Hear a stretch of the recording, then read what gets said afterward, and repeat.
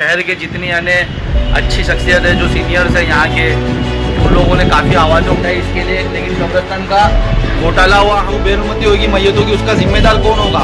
अभी मेरी लाइव आने की वजह यह है कि अभी मेरे पास कुछ ऑडियो क्लिप्स आई है। बबलू सैयद भाई है जो यहाँ बिल्डर भी है, बबलू शेमना है जो कॉन्ट्रैक्टर है इनकी पार्टी से, और हमारे जाने माने हस्ती मुफ्ती अशरफ साहब है, जावेद मेडिकल है, इन लोगों की इनकी एक ग्रुप है एनसीपी का, उसमें बात हो रही है, डिस्कस कर रहे हैं। और सबसे शर्म की बात यह है कि इन लोग आपस में एक में को ये बता रहे कि अभी यहाँ तो नहीं, ऊपर तुमको जवाब देना पड़ेगा। उसमें जितेंद्र अवार्ड भी आकर के कमेंट करते हैं कुछ, लेकिन उन लोगों को उसमें सब मिले हुए, सब पैसा खाए हुए कि जितेंद्र अवार्ड और उसकी टीम हमारी कौम को बर्बाद करने पे तुली है। वो आज साबित हुआ है और इंशाअल्लाह ताला मेरे पे केस बनाओ, जो करते करो, लेकिन कल या परसों सुबह तक पूरी ऑडियो की वीडियो बना करके मैं इंशाअल्लाह ताला आप लोगों के फोटोज के साथ डालूंगा कि आप लोगों ने कौम के साथ क्या गद्दारी की है।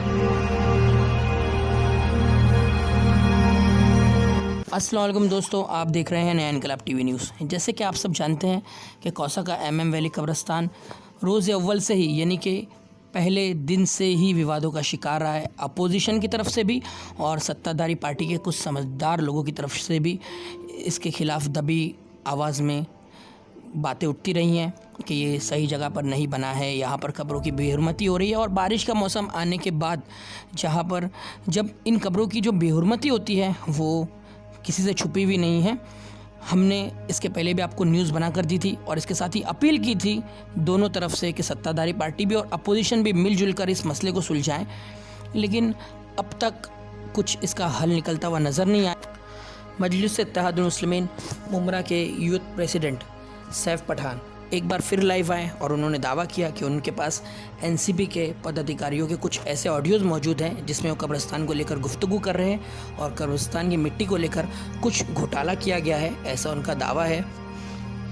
उन्होंने इस मामले में एमएलए जितेंद्र अवार्ड पर भी निशाना साधा है और ये भी कहा है कि वो जल्दी उन सभी ऑडियोज़ को वायरल कर देंगे।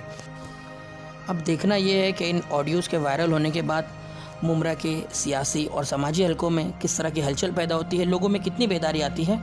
लेकिन दोनों पार्टियों से, चाहे वो अपोजिशन पार्टी हो या फिर सत्ताधारी पार्टी, हमारा बस यही कहना है कि ये मामला दीन का मामला है और जहाँ दीन की बात आ जाए, किसी भी धर्म की बात आ जाए, हमें चाहिए कि सारी सियासी मतभेदों को छोड़कर एक प्लेटफॉर्म पर आए, एक टेबल पर आकर बातचीत करें और इस झगड़े को सुलझाएं।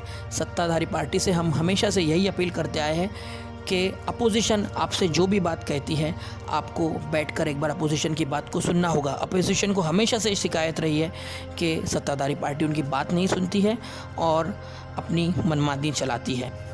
सत्ताधारी पार्टी को अपोजिशन पार्टियों की इस शिकायत को दूर करना होगा, मिलजुल कर इस मसले को हल करना होगा, क्योंकि अब समझदार लोगों को ये लगने लगा है कि मुमरा की सियासत से कब्र में लेटे हुए मुर्दे भी महफूज नहीं रहे हैं।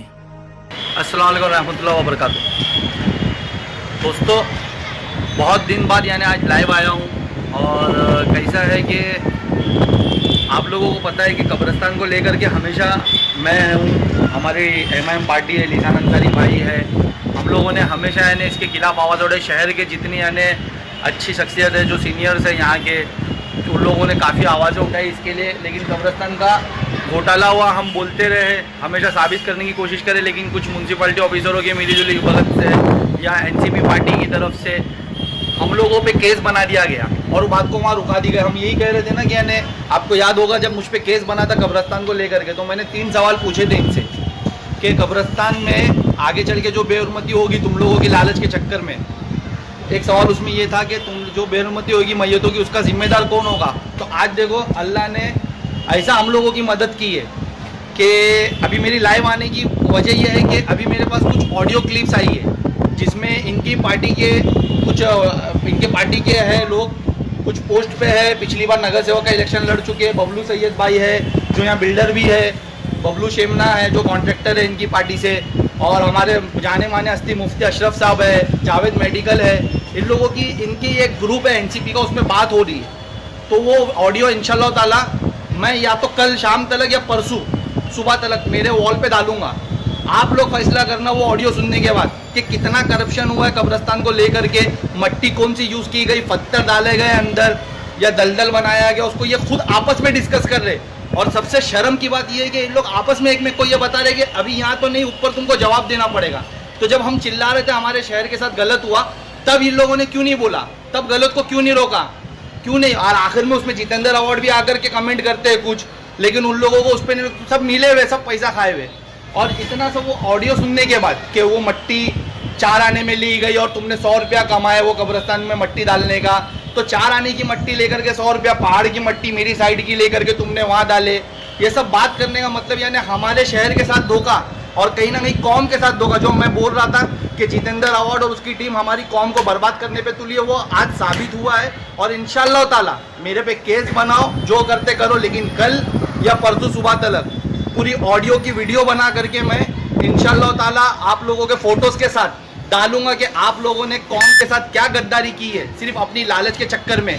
कौन सी मट्टी यूज करी, कहाँ का कॉन्ट्रैक्ट। और मैं म्यूनसिपालिटी से भी यही सवाल करूंगा कि आप लोगों के इंजीनियर ने कौन सा इंस्पेक्शन करे कि 4 आने की मट्टी का 100 रुपया, जबकि जितेंद्र अवार्ड ने एक बार वीडियो पे आकर बोला था गुजरात से मट्टी मंगा रहा हूँ। तो ये पहाड़ की जो उसकी साइड है जितेंद्र अवार्ड की, वो गुजरात है, वहां से मट्टी मंगा के खुद की मट्टी जो फेंकने का पैसा देना चाहिए था, तो वो हमारे लोग कब्रिस्तान में डलवा रहा है कि फेंकने का पैसा बच जावे। और यानी मेरा ये हो गया, और यानी अपनी पार्टी के लोगों को कॉन्ट्रैक्ट दिलवा करके उनसे करप्शन करवा रहा है हमारे लोग। और ये कैसे मुसलमान है, बबलू शेमना भाई, मेरे बड़े भाई हो आप लोग, बबलू सैयद भाई, ये कैसे हो आप लोग। और शर्म की बात, मुफ्ती अशरफ साहब, आप मुफ्ती हो, ये सुनने के बाद आप वो ऑडियो में क्या बोल रहे हो कि आप भाई लोग जरा कंट्रोल करो, ये ऑडियो बाहर आ जाएगी तो हमारी पार्टी का नाम खराब होगा। शर्म आना चाहिए आपको। आप अभी भी पार्टी का सोच रहे, कौम का सोचो। अभी भी अपनी पार्टी को कवर कर रहे, कौम के साथ इतना बड़ा धोखा करने के बाद। ये सुनने के बाद है ना, गुस्सा मेरा कंट्रोल नहीं हुआ करके मैंने अभी लाइव आकर बोला हूँ, कल तक इंशाल्लाह ताला या कल रात तक या जरूर वो मेरे वॉल पे वो जरूर वो वीडियो देखना जो इनका खुद का मुंह जबानी, मेरा नहीं, इनका व्हाट्सअप ग्रुप में कुछ इन लोगों ने ऑडियो के थ्रू बात करे है कि तूने ये करा, कब्रिस्तान में ये मट्टी डाला, तेरे को आखिरत में जवाब देना है। मुफ्ती अशरफ साहब राय दे रहे कि अपनी पार्टी का नाम खराब हो जाएगा। उसमें जावेद मेडिकल भाई राय दे रहे हैं कि यानी जो हो गया भूल जाओ, ये करो, ये जो भी है 4 आने की चीज़ का 100 रुपया कमाया। तो किस तरीके से कब्रिस्तान को लेकर के एनसीपी पार्टी ने और उसके पूरे कार्यकर्ताओं ने और एमएलए ने जिस तरीके से हमारे शहर के साथ, हमारी कौम के साथ खेल खेला है, गद्दारी की है, वो इंशाल्लाह कल ऑडियो सुनने के बाद आप फैसला करना कि हम लोग जो लड़ रहे थे वो सही था या गलत था। और अभी भी ये बेशर्मों को शर्म नहीं है, अभी भी अमृत नगर कब्रिस्तान बंद करके वापस करप्शन करने के लिए वही दलदल की जगह पे पीछे बोल रहे लेने, जबकि हमारा जो कब्रिस्तान पास हुआ था जो सर्वे नंबर्स पे, वो हमको क्यों नहीं दिया जा रहा है। जो ओल्ड मुमरा के लिए पास हुआ था वो बिल्डरों को क्यों बेचा जा रहा है। मेरा अभी भी वही सवाल है। हमको धमकियां देना, जब हम आवाज़ उठाते हैं हमको धमकियां दी जाती है, चुप हो जाने तो ठोक देंगे, ये करेंगे वो करेंगे। ये कब तक करोगे तुम, कितनों को मारोगे। अल्लाह को जिससे काम लेना उससे लेके रहेगा, मैं चला जाऊंगा किसी और से लेगा। जिस तरीके से अल्लाह ने तुम्हारे को बेअक्ल करा और तुम्हारी ज़बान से सब उसका करप्शन सामने लाया, उसी तरीके से अल्लाह तुम लोगों का पर्दाफाश करेगा और तुमको जलीलो ख्वार करेगा। क्योंकि तुमने ना सिर्फ यहाँ के मुसलमानों के कौम के साथ गद्दारी की है, तुमने आखिरत के रास्ते पे गद्दारी की है। अल्लाह तुमको इसका सबक देगा।